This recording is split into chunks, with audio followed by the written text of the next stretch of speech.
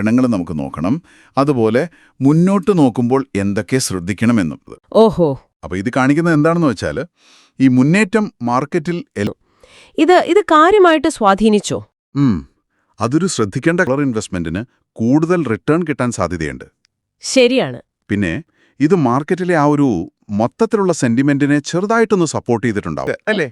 IT, pharma പോലുള്ളവക്ക്. അതെ അതെ, അവർക്കിത് ഗുണകരമാണ് കാരണമെന്ന് പറയാം. ഇത് ഫണ്ടമെന്റൽ സൈഡ്. ഇനി ടെക്നിക്കൽ സൈഡ് ിലും കാര്യമായ പുരോഗതി കാണുന്നുണ്ട്.